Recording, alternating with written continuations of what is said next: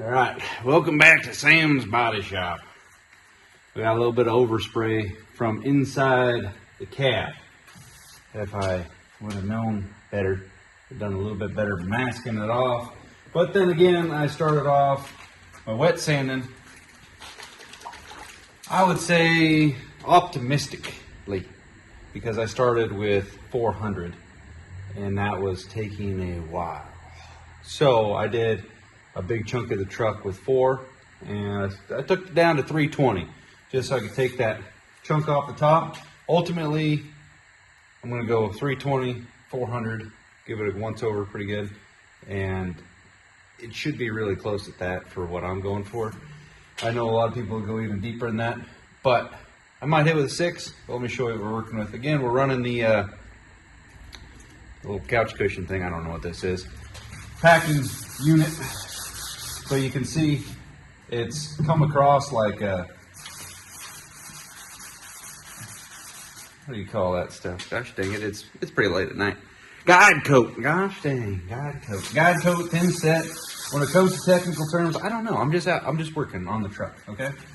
So it's kind of nice having this little piece here because, for instance, like when I get up to the top and I need to get next to that window trim, instead of just beating the crap out of the window, I will just extend that a little bit. So my little couch cushion goes up there. It hits it rather than it being sandpaper right there in that little nook and cranny. Newer trucks, definitely, newer anything, is definitely kind of a cheat code when it comes to working the sanding angles and all that. Sounds like somebody's leaving the house. Gates opening, which is remarkable. It's late. So, this little, I can move it and shape it to what I need to. And just down. Okay, come on, gate code. Go. There we go. I'll use the big block right in here. It holds this edge, so that really big panel. I'll show you. So I use this one because it doesn't really bend at all. It just keeps that nice and straight. It does a little bit that way, but not this way. But there's so many curves on this dang truck. It's just so much nicer just to do it like this, but you can't push too hard, or else you end up, your fingertips will go through. So you just kind of get all that off. X pattern, X pattern. And 320 is just, it gives me some hope breaking down those high spots from the prime. Just a little bit. And the 400 did not like taking this color off. Where's the blue one?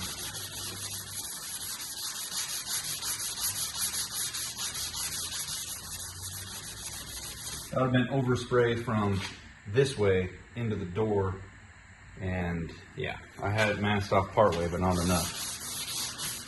I just felt like I would film this just so I can look back on it someday.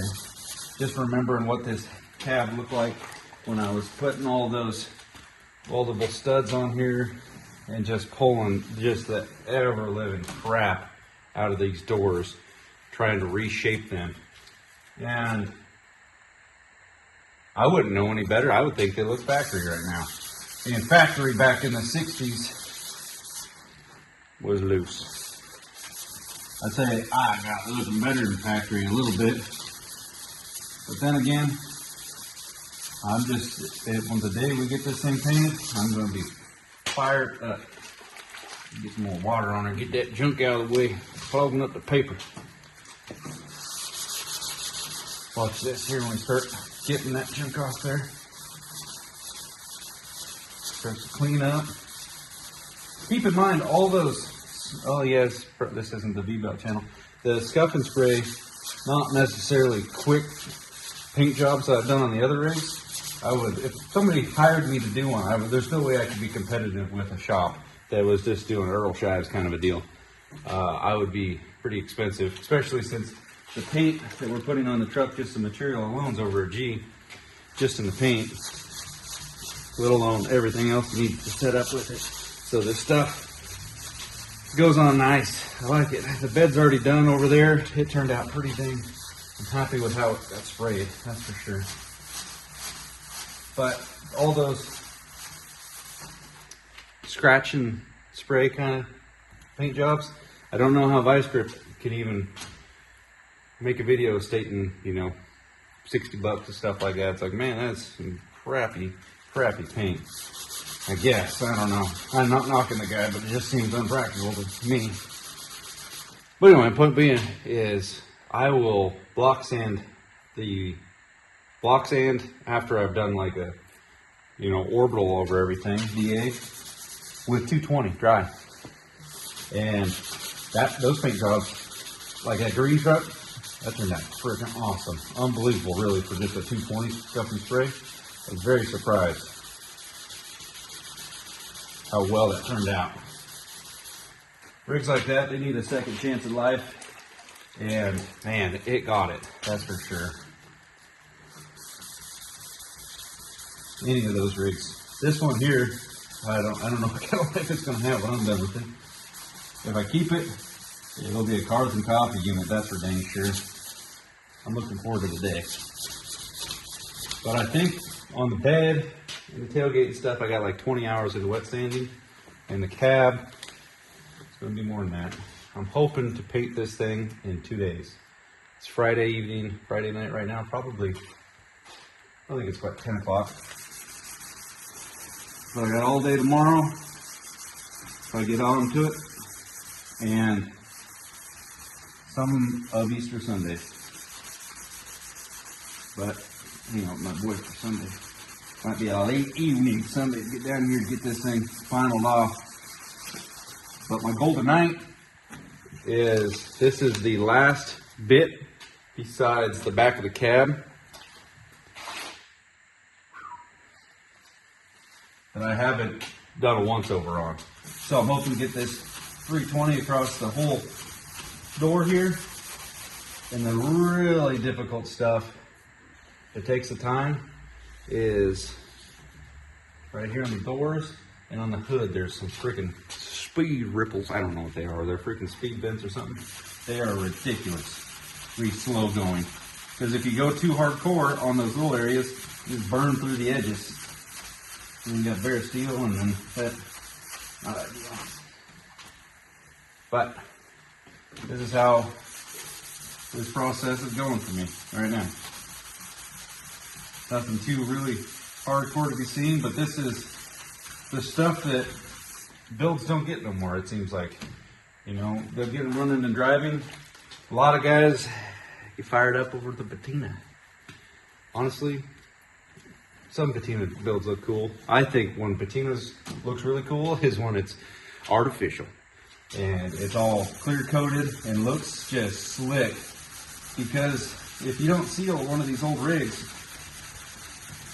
and you use it, man, there's some of this aged steel. As soon as it gets weather inside the steel, like inside the doors and humidity and stuff, ooh, they'll eat themselves from the inside.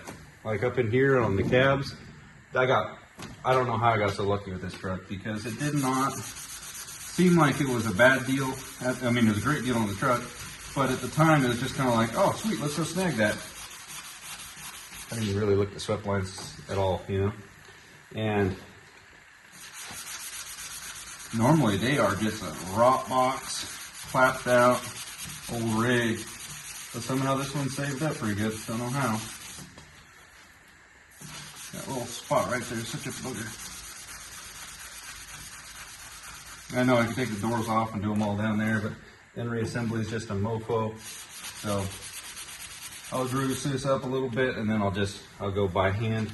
Why I'm wearing gloves is, well, it's more traction to hold it onto the block, but my hands are actually, they're dying a little bit because of all the frickin' sanding.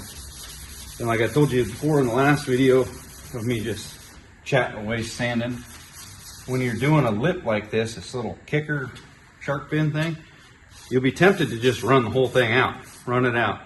Nope. What that's doing is just kicking you right up to the kick of the jump lip, and you're skipping the whole ditch right in front of it. So you got to go far away.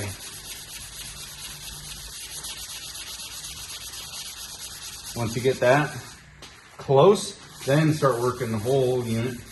That way you can, even it out.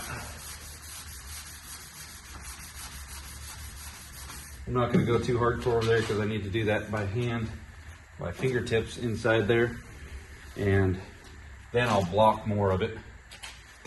But it's nice when you get that layer broke down so you're not just taking the material with you. I do have another layer of primer underneath here. You start seeing the white come through, it's okay. But you don't clog up your paper so freaking fast. And the water's actually gliding you a little bit. And here's an area that I will say you can cheat a little bit, and I will do. So there is a big ring that goes around for the door handle. But it's like you go too close, and every one of these pieces that's punched out, the thing, it just like sticks up just a little bit. So if you tempted to go right up to the edge of it and just burn through your sealer, your primer, which is something you don't want to do. But if it happens, it happens. I need to back this out a little bit. The way I'm going to hit the cab.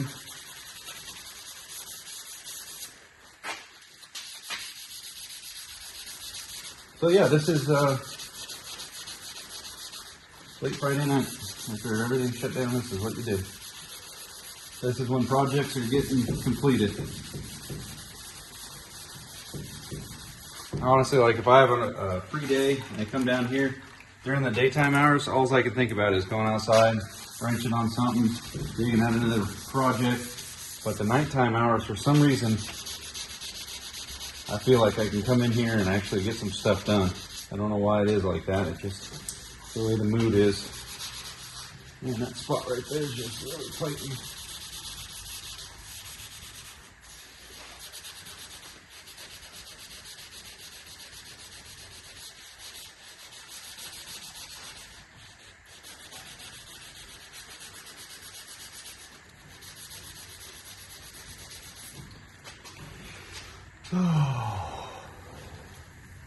Yeah, what I'll try to do to keep my sanity just a little bit in check is I'll do some of those nitty gritty areas just for a little bit, and then I'll bail out of them, come back to them later, because you spend too much time on it and you start to get real impatient. At least I do. And then you get impatient, then you'll stay in one spot, or your stroke will go from an X or a swipe like that, and you want to dig in, just trying to get that one spot. You gotta get the hell out.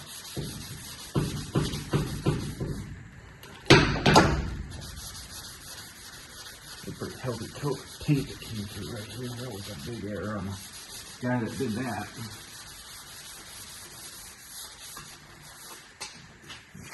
Get loaded up now finally. Yeah, see? Stuff will come out like putty kind of concrete stuff with wet sand in the first couple passes. That's a bummer right there. That was my biggest overspray. I don't know what happened there. Missed this door or something.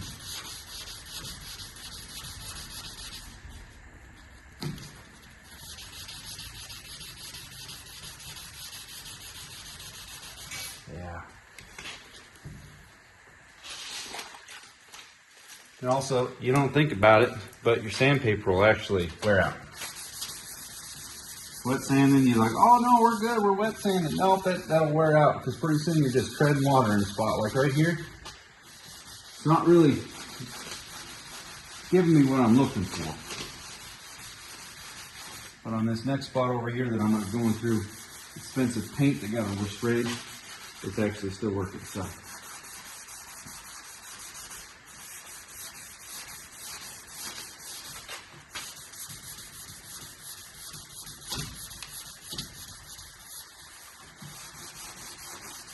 might actually be time to swap that old girl out. Let's see what it does down here with the big block. Call it the big block. I don't know if that's our stage name. It's not the big block. So you can tell, for instance, where's my rag? So you see up here, the water just runs right off of there. And then the water down here where it hasn't been sanded, it just balls up.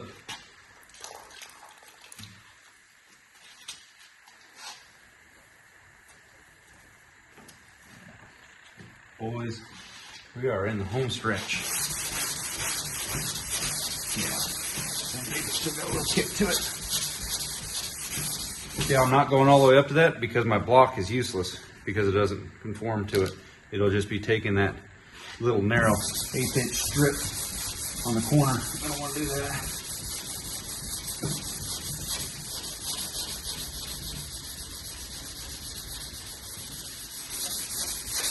Yeah, this door actually is going pretty good. It's pretty flat.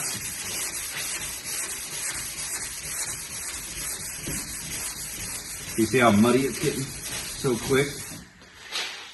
Go too much, and then you're just pushing water around, or it'll get slimy and then get sticky for some reason, and rip the paper off the block.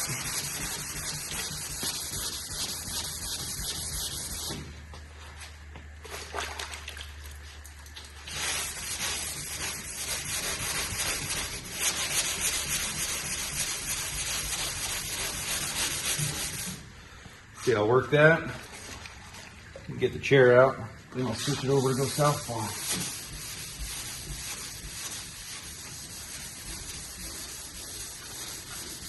Oh yeah, that's a nice rounded door right there. That looks cool. See how the water gets all weird down there?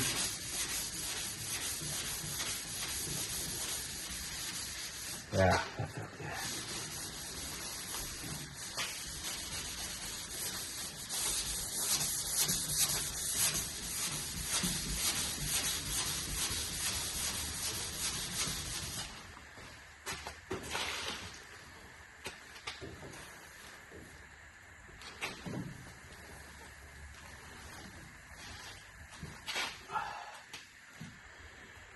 All right, I'm gonna do this for another 30-40 minutes and then call her a night.